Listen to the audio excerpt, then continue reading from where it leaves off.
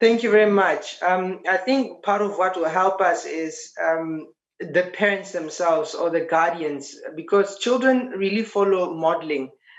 So the way we behave, the way we react has an impact on how children behave. So if parents are panicking, parents are anxious, parents don't know what to do when they are feeling overwhelmed, that also makes it very difficult for them to talk to children, to guide their children. So one of the first things that we can do is to think about how we behave, and therefore we'd be able to translate that to children. Is the clinical advice, Tabang? I mean, do you become like frank and honest with the children about what death is and the prospects of essentially never being able to see people who are incredibly close to them? Or is it more useful still explaining this concept through analogies and anecdotes? You know, you often hear adults mentioning that so and so has gone to a different place, but don't necessarily explain that that place is a place of no return. Yes, a very important question. Children are concrete thinkers, and you want to be frank, you want to be honest, you want to use appropriate language. So, if somebody has died, that's what you want to say to children. You want to say the person has died, because if you say things such as the person passed on, or the person is watching over you, because they are concrete thinkers, sometimes they struggle with the abstract.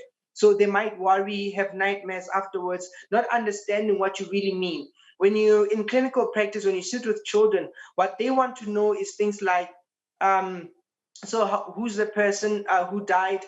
How did they die? Where are they? So more practical, and what they are really concerned about, because they are very idiosyncratic people, they are concerned about themselves. Are they going to die? And so what's going to happen to them? So you want to be very straightforward with children, using appropriate language and responding to the questions that they are asking you. You don't necessarily need to give them more than they are asking you, but you have to be very simple, straightforward, and appropriate for their age. Yeah. And Tabang, do you find in your line of work that the idea of explaining grief to children is more actually of a challenge to adults more than the children themselves?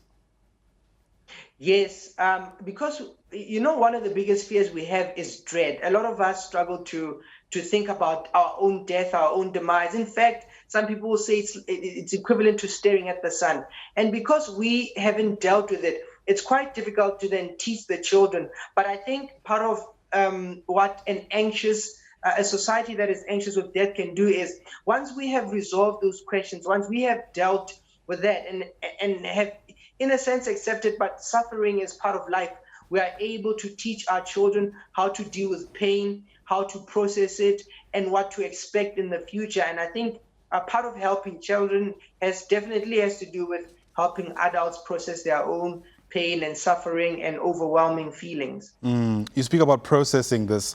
How do you tell when your child is having a difficulty processing something like death, when sometimes it feels like children don't even have a concept of death, if I'm making sense? Yes. So as I mentioned, children are concrete Yeah. thinkers. And, from when we are born, even as children, we already react to our environment. So children know that there's something wrong. Something is definitely wrong. So, and parents talk, and children catch half the conversation. And because they're idiosyncratic, they might start thinking it's part of their fault and things like that. So you want to be very plain, very straightforward when you talk to the children, because death is part of life, and you can explain the process for them. But you have to be plain on that Yeah, part. yeah. And I imagine part of that process, Tabang, involves informing children that it's okay to cry. You know, it's okay to let loose and feel whatever emotions one is going through, because this can be an incredibly confusing time for children too. Yes, so when we look at how children are suffering or struggling, is being sad. So, and usually when the children get sad, some may act out. They'll ask you questions, they'll cry, and what you want to do at that point, you want to say it's okay.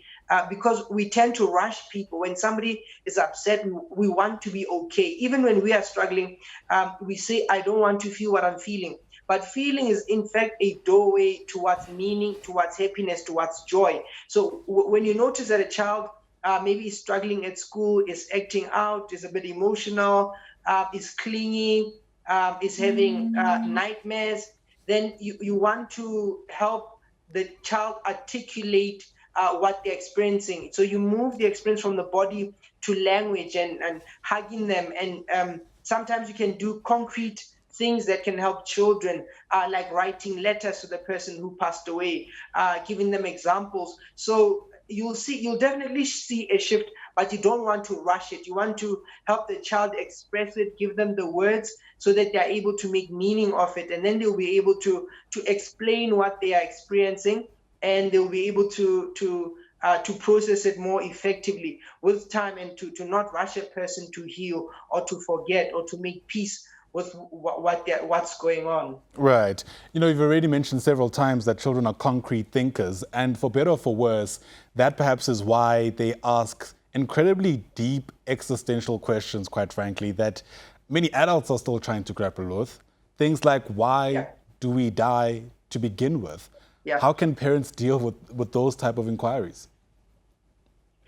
So the children, very often, interesting that you ask the question. In clinical practice, parents are actually upset by what children ask, and children will ask you things like, so if the person has passed away, where did they go? Or you don't have parents anymore. Or they'll ask you quite existential questions. But for them, it's a simple question, but for you, because you're such a layered being, you understand a lot of things, it can be a heavy thing.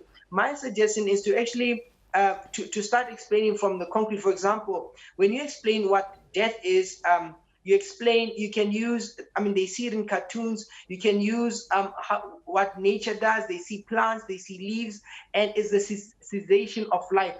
The heart stops, the body gets tired, and a person dies.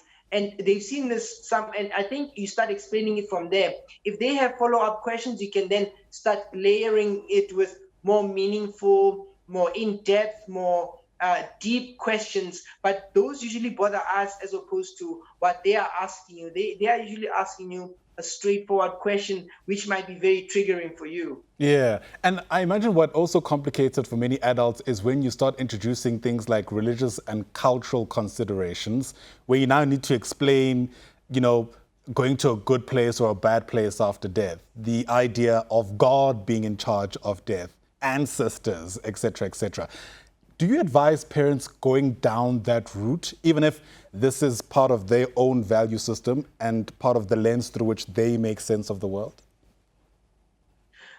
So what religion and the mythological give us is just a framework of life. That's how we explain certain things. So different families, different cultures have different examples of explaining life. So it's okay to give children that perspective. What happens if you explain what a funeral is. You can explain actually literally what happens at a funeral. There'll be the body will be there. There'll be a casket. We're going to bury the person. Then they'll ask you, but where does the person go? And you can use what you believe as a family, as a culture. But what you actually want to really say to the child is, when somebody has died and somebody's gone, you remember them, and so you can explain people believe different things, but the one thing that will remain is that you remember this person you remember in your heart, and so you can always cherish the person. So you can explain it as simple as that, and then with time you'll start explaining what your family or culture believes. With time you'll start building that story with them. Yeah. I'm of the perception that the better adults become at dealing with grief, the better it will be for children. So it'd be remiss to speak about this and not include ways through which adults themselves are dealing with, the death of a loved one, et cetera, et cetera.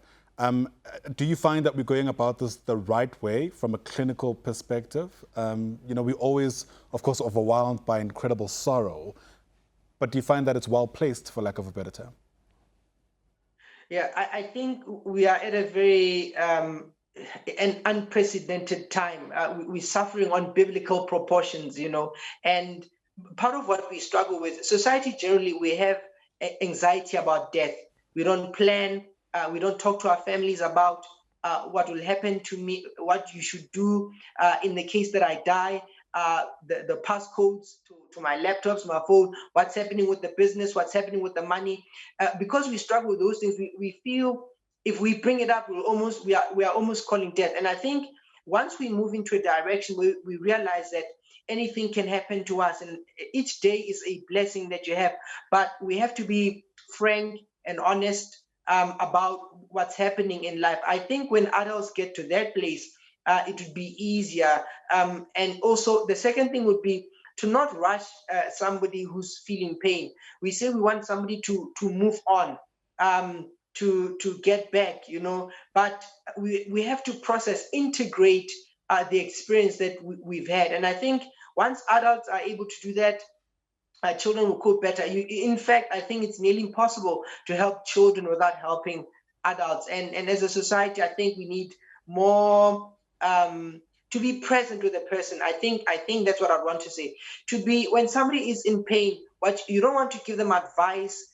You don't want to tell them about your experience. What you want to do is to sit there with them to experience what they're experiencing. That is far more helpful than advising people and telling them what to do and or sharing what you experienced in the past.